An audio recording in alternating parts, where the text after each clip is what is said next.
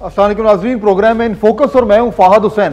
PDM का इजलास जिसका सबको इंतजार था, उसके बाद मीडिया ब्रीफिंग हुई और जो बड़ा सवाल था यानी कि क्या पाकिस्तान पीपल्स पार्टी और एएनपी की पीडीएम में वापसी होगी या उसके हवाले से कुछ इंडिकेशन आएगी या कोई इस तरह का फैसला होगा जिससे हमें मालूम हो कि पीडीएम जिस तरीके से आज से चंद महीने पहले फाल थी उसी सूरत हाल में वापस जाने वाली है।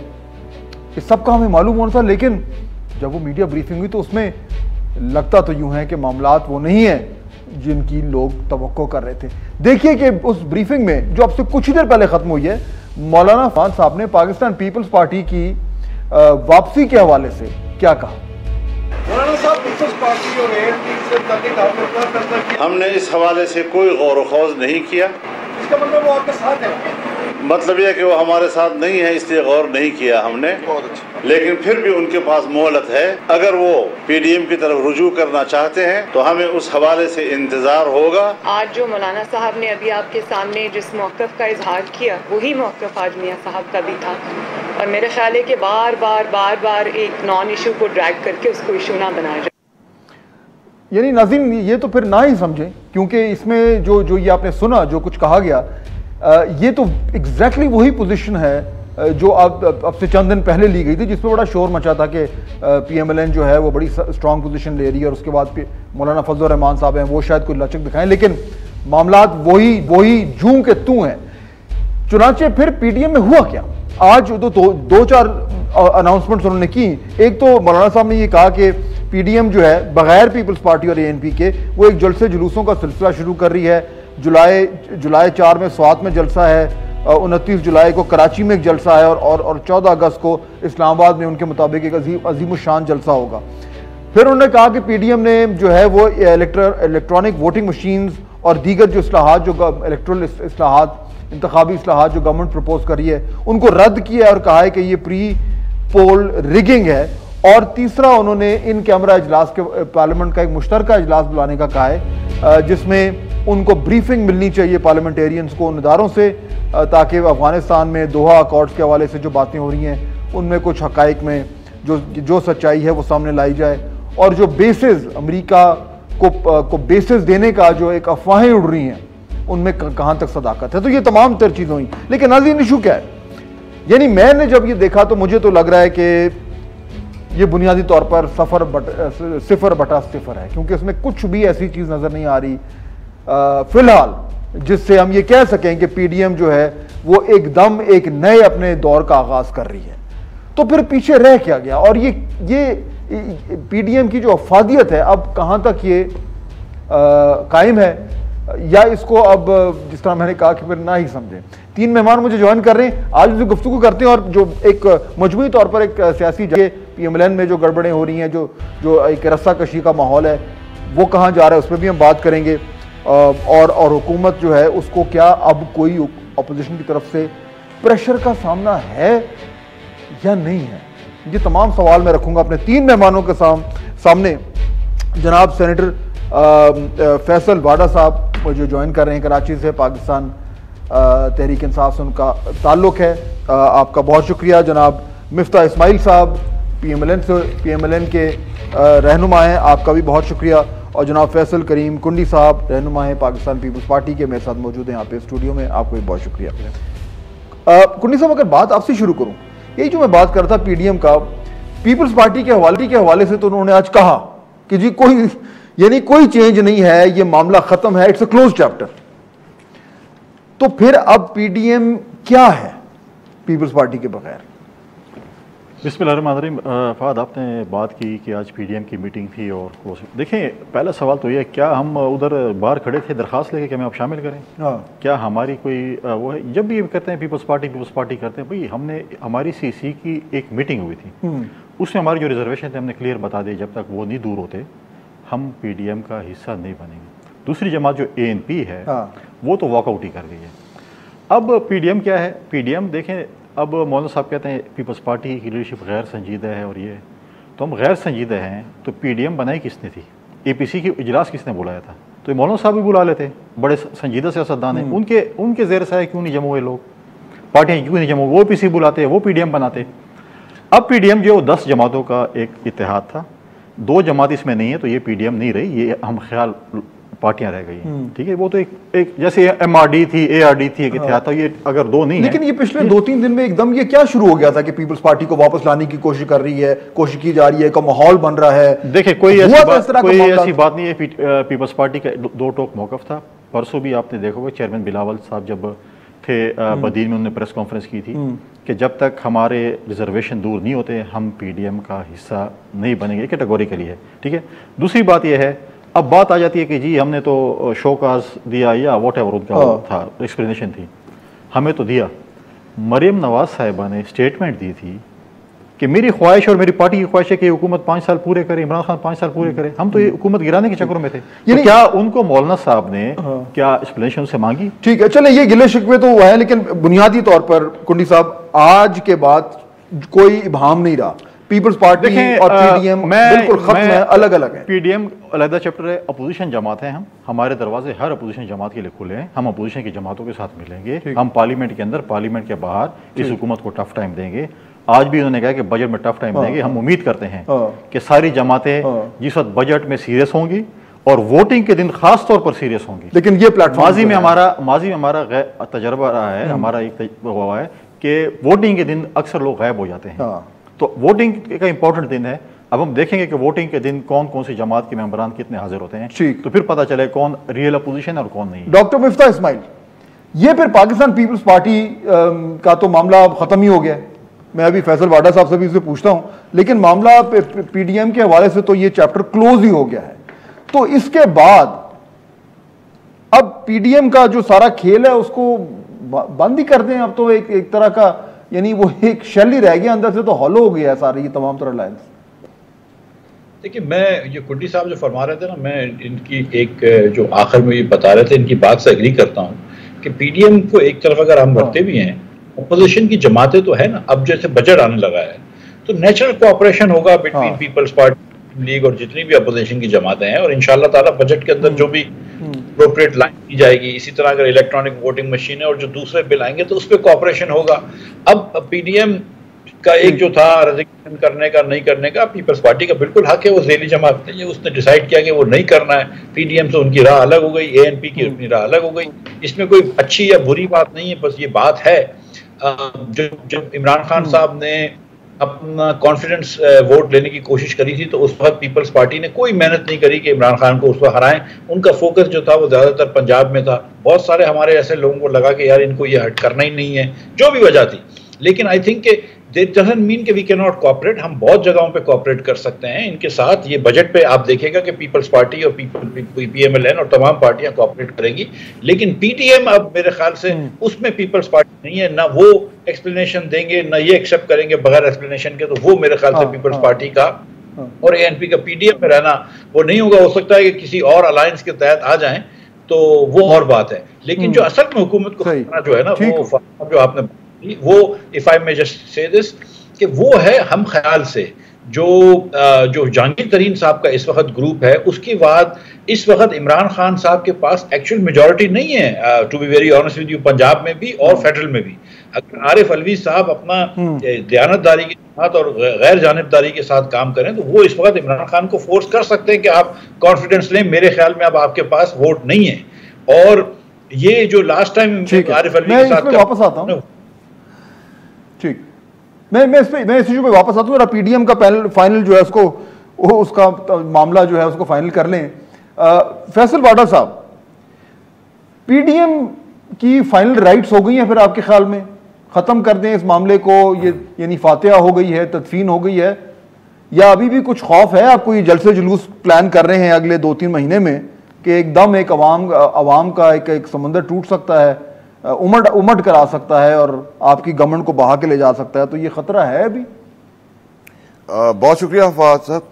देखिए फवाद साहब, सबसे पहले तो ये कि मैं थोड़ा करेक्शन करता चलूं कि जब पीडीएम वजूद में आई तब भी हमारे लिए इसकी सिग्निफिकेंस वही थी जो बीच में थी, और जब अवाम ने कंडेम किया, रिजेक्ट किया, जलसे फ्लॉप हुए और सामने 30-40 आदमियों के मजमे को कहा गया कि आगे पीछे आप देखें, तो रिजेक्शन के बाद ना पीडीएम हमारे लिए तब प्रॉब्लम थी, ना आज कोई प्रॉब्लम है, ना आगे कोई प्रॉब्लम है। पीडीएम का वजूद is exactly the same for us the way we treat the opposition.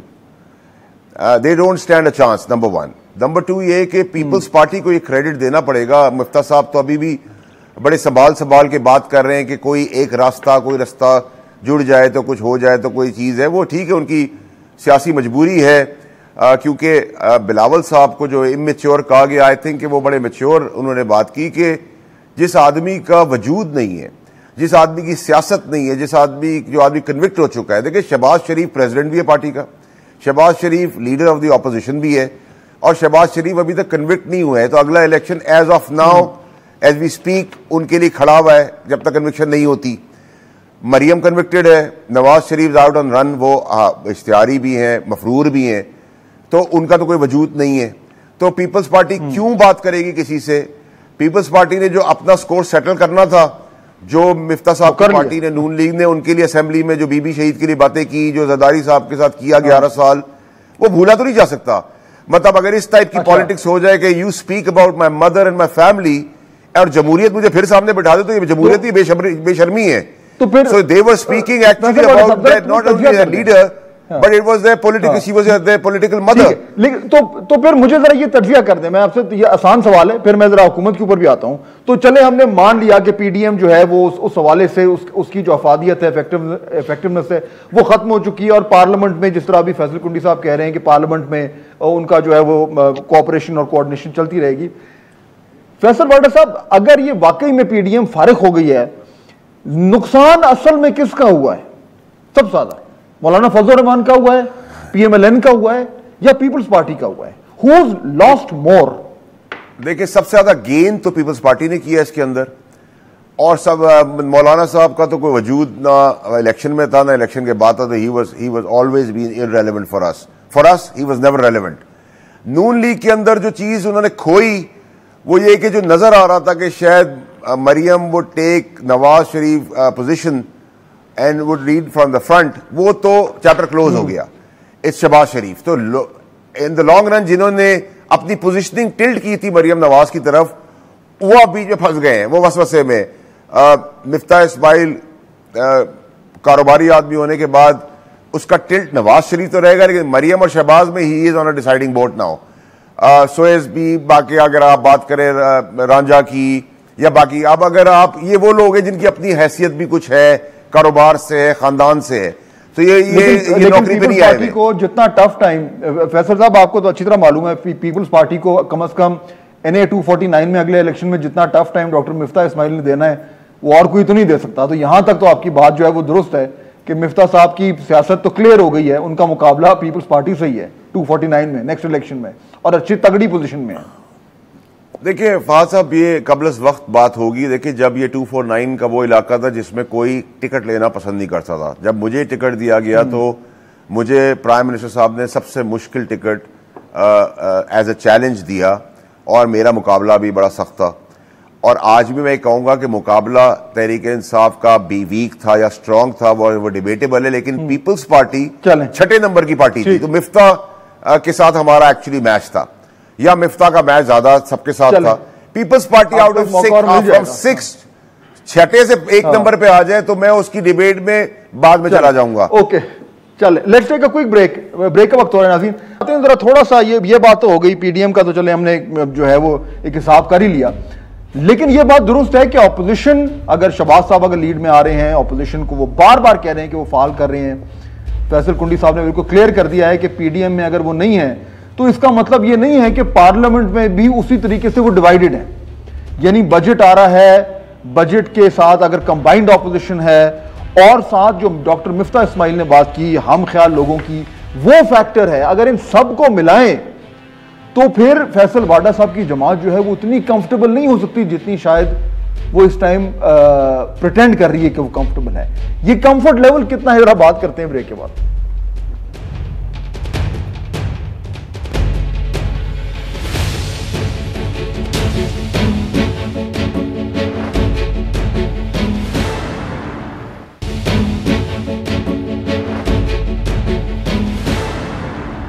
नाज़रीन ब्रेक के बाद खुश आमदीद। अच्छा फैसल कुंडी साहब, अब बात ये हो रही है, चले पीडीएम को तो हमने कर लिया, वो जो अपना उन्होंने ये कार्रवाई करनी है वो करते रहेंगे, वो चलती रहेगी, लेकिन इशू अब ये है कि पीडीएम एक मकसद के लिए बनी थी और वो आपने दुरुस्त कहा कि उसमें पाकिस्तान पीपल्स पार्टी का एक मरकजी किरदार था, और जो शुरू में हमने देखा कि जिन बुनियादों पर वो इत्तेहाद बन रहा था उसमें पाकिस्तान पीपल्स पार्टी का अपना फलसफा शामिल था। अब इशू ये है कि वो प्लेटफॉर्म तो हो गया ख़त्म, और अगर वो प्लेटफॉर्म खत्म से चले, मैं कहता हूँ गैर फाल हो गया पीपल्स पार्टी के लिए, एंड मुमकिन है ये लोग कुछ करिश्मा में दिखा दें, लेकिन वो तमाम जो मामलात थे, यानी कि पीडीएम के जरिए आपने जो है वो एक कॉन्स्टिट्यूशनलिज्म को बेहतर करना है, एस्टैब्लिशमेंट का रोल कम करना है, हुकूमत को, सिलेक्टेड हुकूमत को आप जो कहते हैं घर भेजना है, अब वो सारा एजेंडा तो पीडीएम के साथ हो गया फारिग। अब पार्लियामेंट में उस एजेंडा के लिए आपके पास नंबर्स नहीं है, तो ले देकर जो कहानी बन रही है, tell me if I am wrong, कि पार्लियामेंट में आपने शोर तो करना है और कोऑर्डिनेट भी करना है, लेकिन उसके जरिए आउटकम कोई नहीं निकलना अदर देन द फैक्ट कि आप हुकूमत को, फैसल वाडा साहब की जमात को थोड़ा बैकफुट पे रखेंगे, दैट्स इट। नहीं, मैं आपकी इस बयान से एग्री नहीं करता। देखें, मेरे भाई ने बात की कि जी हमने जो एतमाद के वोट में हमने कोशिश की और पीपल्स पार्टी उसमें कोई दिलचस्पी नहीं रही। हमने तो बड़ी कोशिश की, हमने तो इतनी मेहनत की, हमने तो यूसुफ रज़ा गिलानी को सेंटर बनाया, हुकूमत को डिफीट दी। किधर दी? इस्लामाबाद से defeat the, for the first time हुकूमत डिफीट हुई। उसके बाद हमने ये प्रपोजल दी कि पंजाब, क्योंकि मेन बैटल फील्ड पंजाब होता है, लेट्स स्टार्ट विद पंजाब, कि हम पंजाब में एतमाद की तहरीक लेके आते हैं, उसके बाद उसमें कामयाब होते हैं, उसके बाद हम फेडरल में आसानी से एतमाद कर सकते हैं। अब आप कह रहे हैं कैसे होगी? अगर हम पार्लियामेंट में इकट्ठे हैं तो हमने एतमाद तो पार्लियामेंट से लेके आनी है ना। हम तो आज भी कहते हैं कि पार्लियामेंट में अगर अपोजिशन जमातें इकट्ठी हैं तो हम यकीनन कह सकते हैं कि पंजाब में भी और फेडरल में अदम एतमाद की तहरीक कामयाब आसानी से हो। ये अभी भी आपके एजेंडा पर है? बिल्कुल है। अगर अपोजिशन जमातें सारी इकट्ठी, कहां से लाएंगे नंबर सर? भाई नंबर्स पूरे इनके अपने फैसल वाडा साहब की जमात में कितने, आज भी देखें इनकी लड़ाइयाँ हमारे साथ नहीं, इनकी अपनी लड़ाइयाँ शुरू हो गई हैं। जहांगीर तरीन साहब का जो ग्रुप है वो ऑलरेडी मतलब इनसे नाला है, ठीक है। जहांगीर तरीन साहब बड़ा सेफ प्ले कर रहे हैं कि हम पार्टी के साथ है, अपने दोस्तों को इम्तिहान में नहीं डालना चाहते हैं, क्योंकि अगर वो बजट में वोट नहीं करेंगे सपोज फॉर एग्जांपल तो वो डिसीट हो सकते हैं। बाकी चीज़ें भी हैं, तो बड़ा आज भी राब्ते आप लोग नहीं, हमारे राब्ते तो नहीं, लेकिन हमारे दरवाजे हर किसी के लिए खुले हैं। हम अपोजिशन जमाते हैं, हम तो हर किसी के साथ, हम तो ये नहीं कहते कि फैसल वाडा वगैरह बड़े जज्बाती हैं, कहते हैं हम इससे हाथ नहीं मिलाएंगे, इससे गले नहीं मिलाएंगे, पता चलता है उनको जो है उन्होंने जप्पी पा ली है और पता ही नहीं चलता कैसे जप्पी पा ली इन्होंने। तो ये चीज़ें जो है पॉलिटिक्स में कभी भी दरवाजे बंद नहीं होते, डायलॉग्स होते हैं, आप कभी इकट्ठे होते हैं, कभी मुखालिफ। इनके साथ जो इत्तेहादी हैं हुकूमत में, ये कल हमारे साथ थे, और क्या पता है कि कल ये इनकी यही इत्तेहादी हमारे साथ मौजूद हो। अच्छा चले जरा बात करें नंबर्स की बात। आपने कहा नो कॉन्फिडेंस का मामला अपोजिशन जमातें पीपल्स पार्टी को टास्क दे, मैं आपको गारंटी देता हूं कि पंजाब में भी और मरकज में हम अदम एतमाद की तरीका में बड़ा बोल बोला है आपने। डॉक्टर हमने सेंड में नहीं कहा था। डॉक्टर मिफ्ता, अब ये नंबर्स गेम है। आपने शुरू में कहा था जहांगीर तरीन साहब का ग्रुप हम ख्याल, तो ये रियलिस्टिक असेसमेंट है फैसल कुंडी साहब जो बात कर रहे हैं कि अब पीडीएम के फारिग होने से या गैर फाल होने से ये टारगेट है कि आप एक्चुअली आपके वहां नंबर्स हैं, आप नंबर्स पैदा कर सकते हैं। वोट ऑफ नो कॉन्फिडेंस अभी भी एक रियलिस्टिक एजेंडा है आपके सामने? तो बहुत सारी चीजें ना, देखें, एक पहले तो एक पेज पे एस्टैब्लिशमेंट और हुकूमत भी थी, अब वो भी एक पेज नहीं रहा है बज़ाहिर। जहांगीर तरीन साहब ने हम ख्याल ग्रुप बना लिया है। अब जहांगीर तरीन साहब को इमरान खान साहब क्या इमरान खान साहब जहांगीर तरीन से एनआरओ लेने के अंदर सक्सेसफुल होते हैं? क्योंकि इस वक्त तो इमरान खान साहब गुजारिश कर रहे हैं जहांगीर तरीन से कि मुझे एनआरओ दे दो, मुझे बचा लो, मेरी हुकूमत को बचा लो, मेरी रिंग रोड की चोरियों को बचा लो, दीगर चीज़ों को बचा लो। अब ये इमरान खान साहब वो हैं जिन्होंने अब्दुल कादिर को 70 करोड़ रुपए लेकर सेनेटर बनाया। इमरान खान साहब वो हैं जिन्होंने जो 25 अरब में 27 अरब में रिंग रोड बनाया था लाहौर में, 29 किलोमीटर लंबा। शहबाज शरीफ ने वो उन्होंने 105 अरब में बनाया पेशावर में। वो कहते नहीं 105 में नहीं 70 में बनाया, तो चलो 70 का हिसाब दे दो। तो इनकी बहुत सारी ऐसी मसाइल हैं कि इमरान खान साहब को इस वक्त बड़ी एनआरओ की ज़रूरत है और वो इस वक्त जहांगीर तरीन साहब से मांग रहे हैं। अब अगर जहांगीर तरीन साहब एक फरार दिली दिखाते हैं इमरान खान साहब की तरफ से और वो इमरान की साहब की हुकूमत रहने देते हैं तो वो और बात है, लेकिन बेसिकली नाउ इट्स जस्ट, देखिए सच्ची बात बताऊं कि अगर नो कॉन्फिडेंस का मोशन जहांगीर तरीन के कोई साहब या आता है तो वो पीपल्स पार्टी और मुस्लिम लीग नून आपस में दोस्त हों या ना हो, पीडीएम में हो या ना हो, इमरान खान के खिलाफ तो वोट देंगे ही। अब ये सिर्फ जो थिंग इज कि whether Jahangir Tareen wants Imran Khan to stay as prime minister not, and the entire now ये जो इमरान खान की जो सियासत है जो जहांगीर तरीन के जहाज पे शुरू हुई थी अब जहांगीर तरीन के ग्रुप पे खत्म हो गई है। सच्ची बात तो ये है। लेकिन मसला डॉक्टर मिफ्ता उसमें यह ना कि पंजाब में तो पीएमएलएन ने खुद कहा है कि हम इंटरेस्टेड नहीं है इस चीज में, यानी यही जो नंबर्स गेम है, जो फैसल वाडा साहब की जमात की कमजोरी है पंजाब में, और जो नजर भी आ गई है कि उनके पास नंबर्स दूसरी तरफ चले गए हैं, और जिसपे कुंडी साहब की जमात ने बिल्कुल क्लियरली कहा था, अभी भी कह रहे हैं कि जी अगर नून लीग हाथ मिलाए तो हम पंजाब की गवर्नमेंट को गिरा सकते हैं। इशू ये कि पीएमएलएन इंटरेस्टेड नहीं है, दैट्स द प्रॉब्लम। देखिए गुजारिश ये है कि आपके इमरान खान साहब तो इस वक्त एक अक़लियती हुकूमत है पंजाब में भी और केपी में भी। पंजाब में आप कैसे गिराएंगे मां सिवाय परवेज खटक साहब, वो सॉरी परवेज इलाही साहब को मिलाए हुए, पंजाब में आप कैसे गिराएंगे मां सिवाय जहांगीर तरीन साहब को मिलाए के। जब अगर जहांगीर तरीन साहब और परवेज इलाही साहब मिल रहे हैं तो इमरान खान साहब को पहले आपको इस्लामाबाद में मारना चाहिए बजाय इसके कि लाहौर में जीतना चाहिए। तो पहले इस्लामाबाद से हटा देना, बांस ना बजे बांस। आप ये क्या बात कर रहे हैं? ये जो है ना ये बुजदार को हटाने का एजेंडा, इमरान खान से बेहतर गवर्नेंस कराने का एजेंडा ये हमारा नहीं है।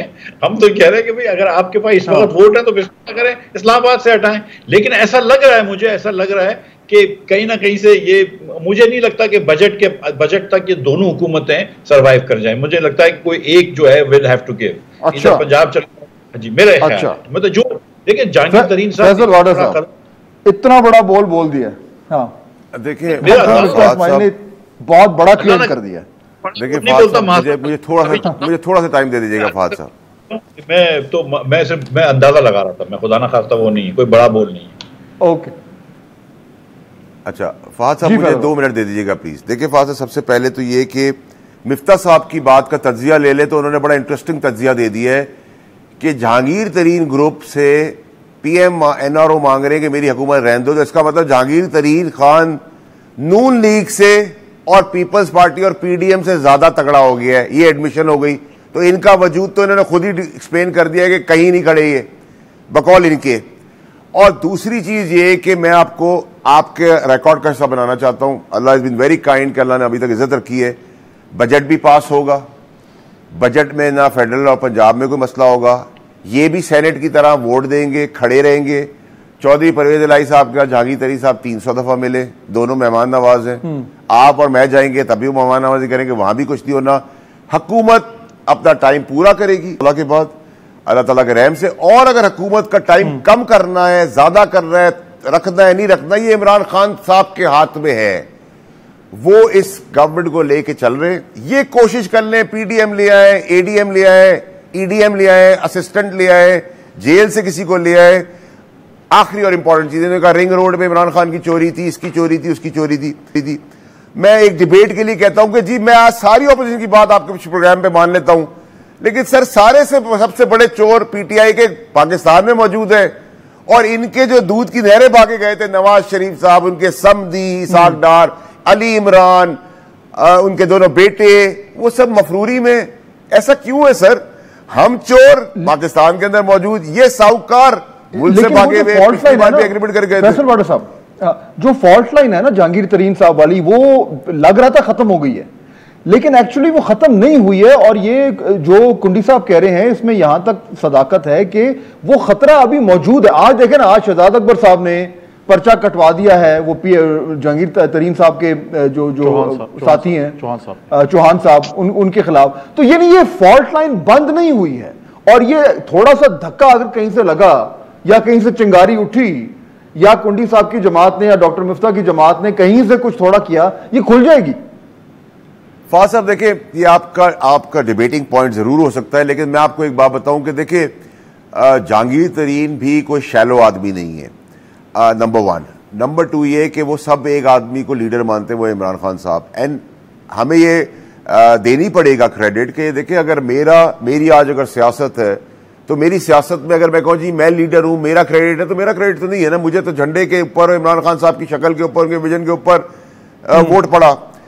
तो मैं अगर आज लीडर बन जाऊं या मुझे जो रिकग्निशन टेलीविजन पे या मैं आपके तवज्जो से यहां बैठा हुआ हूं, तो ये प्लेटफॉर्म तो मुझे दिया मेरी पार्टी है, इमरान खान साहब ने। We should not forget that. आप किसी को ज्यादा दिया, किसी को कम दिया, किसी को बहुत कम दिया, ये एक डिबेटेबल पॉइंट है। अब मेरे खिलाफ इसी पीटीआई की पार्टी ने, मेरी फैमिली ने मेरे ऊपर बहुत सारी प्रेस कॉन्फ्रेंसेस की।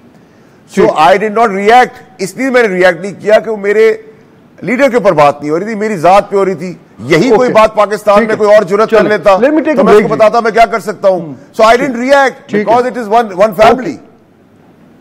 Let's take a quick break नाज़रीन, और जब वापस आते हैं तो सवाल ये है कि ये नंबर्स की गेम तो चल ही रही है, और उसमें देखते हैं बजट तो खैर बिल्कुल ही जो है सर पर आ गया है, लेकिन उसके बाद भी 2-2.5 साल रहते हैं। अभी फैसल वाडा साहब ने एक बात की थी, मैं उस टाइम उनको मैंने नहीं टोका, लेकिन मैं वापस आता हूं। उन्होंने कहा कि अगर इमरान खान साहब चाहें जल्दी टर्म खत्म करना है या बाद में करना है तो वो उनकी मर्जी है। ये क्या कैलकुलेशन है, जल्दी करना नहीं करना, किसको सूट करेगा? 2.25 साल रह गए इलेक्शन में, लेकिन बात हो रही है कि पहले भी हो सकता है, लोगों हर जमात का अपना इंटरेस्ट है। तो क्या ये टाइम से थोड़ा सा पहले इलेक्शन करने वाला जो ऑप्शन है ये किसको सूट करता है? जरा इस पर भी थोड़ी सी बात करते हैं ब्रेक के बाद।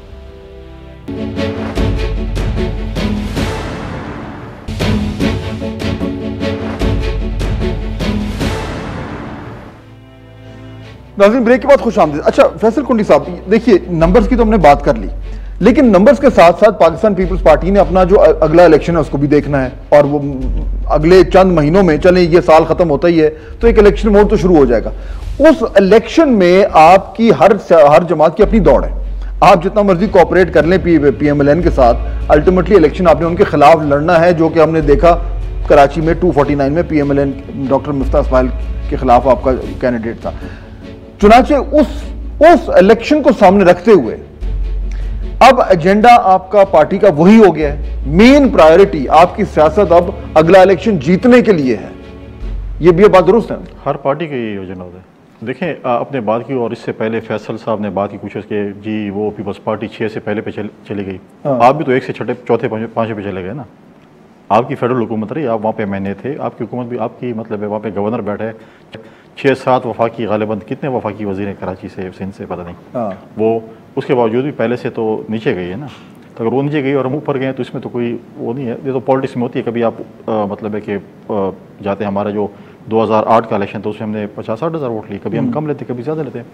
देखिए कराची की आपने बात की, देखिए हर रूरल सिंध में, फिर पंजाब में, फिर KP में, फिर बलूचिस्तान में मुख्तलिफ सिचुएशन है। कोई पार्टी किसके खिलाफ लड़ रही, कोई मतलब ये नहीं है कि आप एक पार्टी के खिलाफ लड़ रहे हैं। हर जगह पे मुख्तलिफ आपके पॉलिटिकल जो है वो अलायंस भी होंगे, और उसके आपके पास राइवल्स भी होंगे, आप इलेक्शन भी लड़ेंगे, कहीं पे सीट एडजस्टमेंट होगी। ये चीज़ें तो अगले साल से शुरू हो जाएंगी। लास्ट जो ईयर होता है वो इलेक्शन मोड में आप जाते हैं, तो ये चीज़ें होती हैं। मिफ्ता साहब ने बात की इसके ऊपर कि जी आप पहले जाए, और मिफ्ता साहब उल्टा शुरू हो गए, इस्लामाबाद पहले फतह करें फिर पंजाब फतह करें।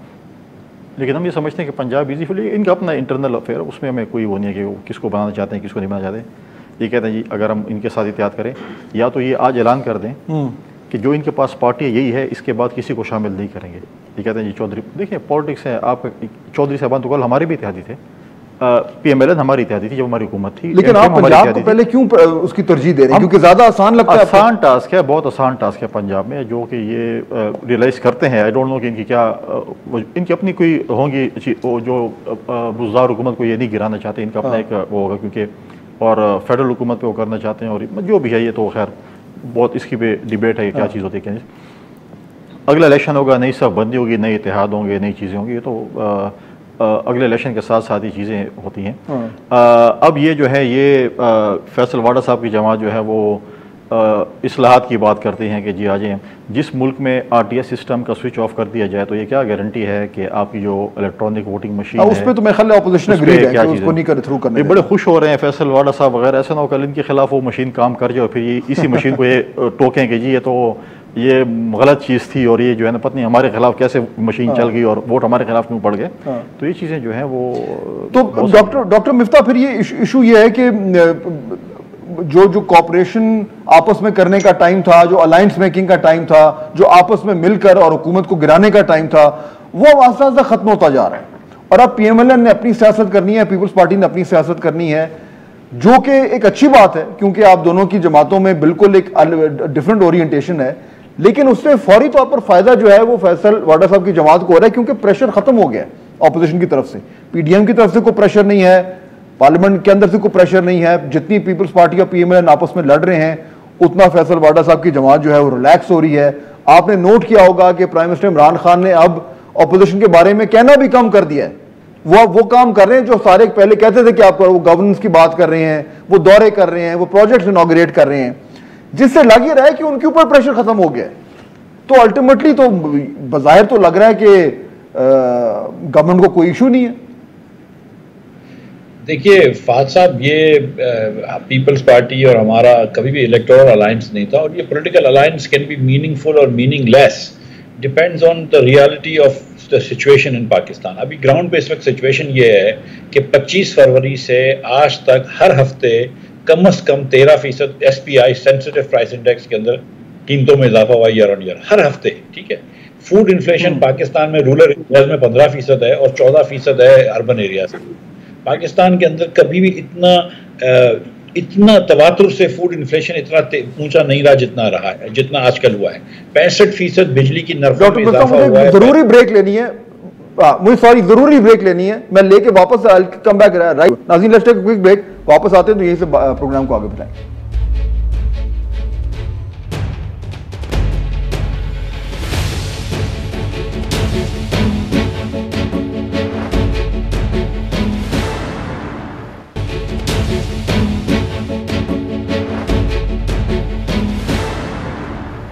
नाज़रीन वेलकम बैक। डॉक्टर मिफ्ता आप बात कर रहे थे और आप कुछ फैक्ट्स एंड फिगर्स दे रहे थे, लेकिन वो मेरा जो ओरिजिनल पॉइंट था वो होल्ड कर रहा है कि गवर्नमेंट पे प्रेशर रिलीज होता जा रहा है, कम होता जा रहा है, और जो इकोनॉमिक्स का और जो इकोनॉमी का प्रेशर था वो ये ग्रोथ रेट के फिगर्स आके वो भी कम हो गया।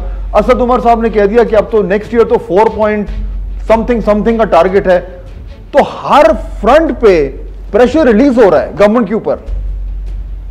सर सच्ची बात यह है कि इस वक्त हुकूमत के पास मेजॉरिटी नहीं है पार्लियामेंट में, माइनॉरिटी पे चल रही है। जहांगीर तरीन साहब ने अपना ग्रुप बना लिया है, इससे ज्यादा प्रेशर और क्या हो सकता है कि आपके अपने लोग आपको छोड़ के जा रहे हैं, आपके अपने लोग बोल रहे हैं आपकी टिकट हमको नहीं चाहिए। नंबर 1। नंबर 2, जो मैं आपसे गुजारिश कर रहा था कि पाकिस्तान के अंदर कभी भी इतना तवातुर से फूड इन्फ्लेशन नहीं हाई हुआ है, पाकिस्तान के अंदर कभी भी इतनी बिजली महंगी नहीं हुई है।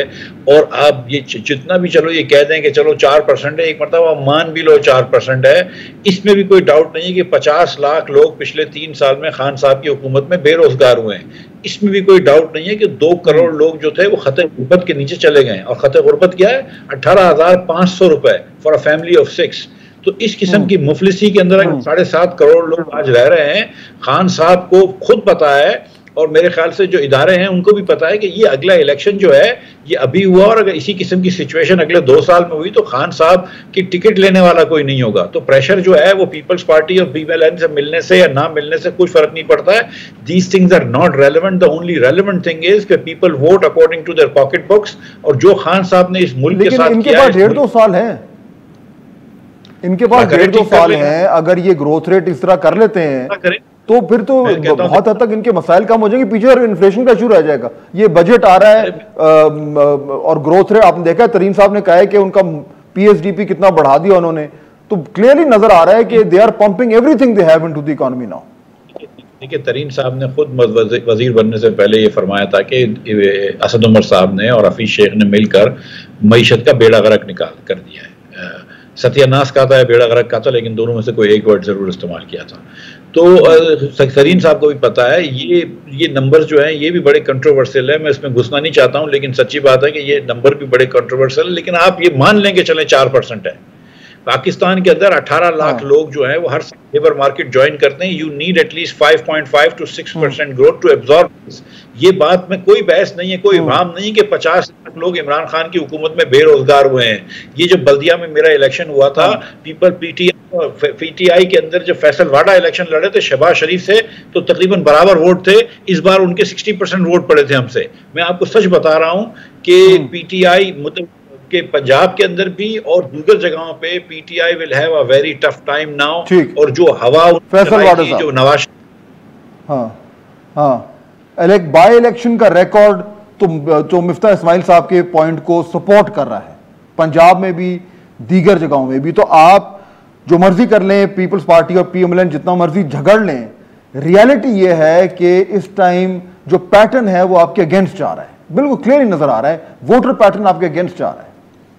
देखिए फवाद साहब, पॉलिटिक्स के अंदर एक हफ्ता भी बहुत बड़ा टाइम होता है, और जिस लीडर के साथ हम काम कर रहे हैं वो आपको लास्ट बॉल पे आपने सिक्सर भी देखे हैं, बहुत कुछ होते हुए देखा है पॉलिटिक्स के अंदर। तो 2 साल 2.5 साल तो बहुत बड़ा अरसा है, पूरी दुनिया ऊपर नीचे हो जाती। कोविड के अंदर कोई सोचता था कि इमरान खान साहब लीड करेंगे पूरी दुनिया के अंदर और लोग उनको पैटर्न बना के उनकी थ्योरी के ऊपर चलना शुरू करेंगे। 2.5 साल बहुत कुछ है। देखिए अभी तो 2.5 साल में हमने पटरी पे पाकिस्तान को लाया है, करंट अकाउंट डेफिसिट था, डिफॉल्ट की तरफ हम खड़े थे।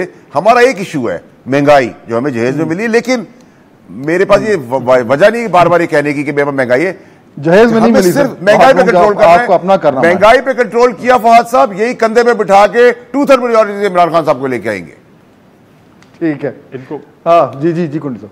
फैसल वाडा साहब ने तो छक्का और चौका कह दिया, लेकिन इनको ये पता है कि आखिरी बॉल पे बंदा यॉर्कर पे बोल्ड भी हो जाता है, क्लीन बोल्ड। हाँ। ये जैसे हमने सेनेट में किया है, चेयरमैन नहीं बनने दिया हमने आपका। नहीं वो तो जैसे हमने आपको कौमी असम्बली में किया, अब छोड़ दे जिस तरह आप क्लीन बोल्ड हुए थे और अब बड़े एतमाद से। दूसरी बात यह है कि आपने, इन्होंने कहा कि हमने काम शुरू कर दिए। काम इन्होंने ये किया कि ये लाहौर गए हैं, वर्कर वेलफेयर बोर्ड के जो फ्लैट जो पीपल्स पार्टी के दौर में शुरू हुए थे, जो वर्कर वेलफेयर बोर्ड के मुलाजमीन को फ्री ऑफ कॉस्ट मिलने थे लाहौर में और रिसेंटली पेशावर में इन्होंने किए, वो इन्होंने अपने हाउसिंग प्रोजेक्ट में डाल दिए, ये आप पैसे दें और ये फ्लैट आपके। हालांकि सिंध में अगर आप देखें आज भी आप उसको और निकालें, हमने सिंध में फ्री ऑफ कॉस्ट वो फ्लैट जो थे हमने वर्कर वेलफेयर बोर्ड के मुलाजमीन को वो फ्लैट्स दिए, और ये कहते हैं ये हमारे प्रोजेक्ट। असास को तो आपने उस दिन खातून को भी देख लीजिए, इमरान खान के मुंह पे कह दिया कि ये किधर से आप आ गए, ये तो बेनज़ीर इनकम सपोर्ट प्रोग्राम और आप असास कर रहे हैं। आज भी जब उसका इश्तिहार आता है ऑफिशियल जब आता है उसमें बेनज़ीर, लेकिन ये कैश कराएंगे एहसास के प्रोग्राम को, हेल्थ कार्ड को और नया हाउसिंग को। भाई मुझे बताएं, वो वर्कर वेलफेयर बोर्ड के गरीबों के फ्लैट हैं, मजदूरों के, उनके ऊपर अपने तख्ती लगा ले तो ये इनके हो जाए। ये तो जब जाएंगे जिन लोगों ने बेरोजगार किया, जो लोग खुदकुशियां कर रहे हैं, जो महंगाई, आप अपने इस कैमरामैन से पूछें कि 2 वक्त की रोटी का क्या पोजीशन है। रोटी सस्ती हो गई है, 2 टाइम की रोटी सस्ती हो गई है क्या, चावल सस्ते हो गए, क्या सब्जी सस्ती हो गई है। ये कह रहे हैं, ये बैठे हैं, वो तो मान रहे हैं फैसल वाडा, मान रहे कि महंगाई इशू है, महंगाई को कंट्रोल कर लिया, कंट्रोल करेंगे। इनके 200 मईशत के रसूल किधर हैं? 4 तो है, 196 रह गए, अब 196 पता नहीं आगे क्या करते हैं। और ये भी आपने बात की तरीन साहब की, शौकत तरीन साहब की, अब वो भी देखते हैं कब तक जो है वो फाइनेंस मिनिस्टर रहते हैं। मुझे तो नहीं लगता कि बजट के बाद उसको डॉक्टर मिफ्ता, ये देखिए ये फहाद साहब अगर मुझे अलाउ करें 10 सेकेंड, फहाद साहब टोटल रिजल्ट मैं आपको बताऊं, 0 + 0 + 0 + 0 = 0। ये पीडीएम ऑपोजिशन, कुंडी साहब, मिफ्ता साहब का सबका नैरेटिव रिजल्ट कराची में देख लिया ना, 0। जी आपके 1 पॉइंट एजेंडा अगर महंगाई है डॉक्टर मिफ्ता, तो ये डेंजरस एक्सपेक्टेशन है ऑपोजिशन के लिए, क्योंकि अगर महंगाई का, अगर इन्फ्लेशन रेट ये अगले 1.5 साल में नीचे ले आए तो ये बहुत बड़ा इनके पास एडवांटेज आ जाएगा। ये बड़ी रिस्की स्ट्रैटेजी आप लोग लेके चल रहे हैं। नहीं सर, करें ना, अल्लाह के शुक्र है। मतलब मैं आपको बताएं, देखें पाकिस्तान के अंदर पॉवर्टी जब बढ़ती है, जब महंगाई जो है वो खाने पीने की महंगाई जो है वो आम महंगाई से बहुत ज़्यादा हो जाती है, क्योंकि गरीब लोग अपना ज़्यादातर हिस्सा जो इनकम का है वो, अगर खान साहब मईशत को चला देते हैं, अगर सही फैसले कर लेते हैं, अगर ये महंगाई कम कर देते हैं, रोजगार बढ़ा देते हैं, तो फिर करें हुकूमत, इसमें क्या बुरी बात है। हम लोगों को जेल में डालते हैं, बेगुनाह लोगों को डालें, उसमें कोई मसला नहीं है। वो अपनी अपनी अपनी जो भी उनकी जहनियत है, जिस पे उनको लगता है कि दूसरों को तकलीफ दे के उनको फायदा होता है, किसी और की परेशानी से इनको खुशी होती है, वो खुशी करें। लेकिन कम अज कम ये है कि गरीब लोगों को मजीद गुर्बत न डालें, महंगाई कम कर दें, एम्प्लॉयमेंट बढ़ा दें। अगर ये कर सकते हैं, पूरी दुनिया में ये होता है ना कि अगर एक आदमी री इलेक्शन आता है तो बोलता है कि this is how you were 4 years ago, this is how you are today, are Pakistan is better off they were 4 years ago? Answer is no. तो ये क्लियरली पाकिस्तानियों को यही बड़ा चैलेंज है। बिल्कुल बिल्कुल, वक्त में अब खत्म हो गया है। तीनों मेहमानों का शुक्रगुजार हूं। आपसे नाज़रीन इंशाल्लाह होगी कल।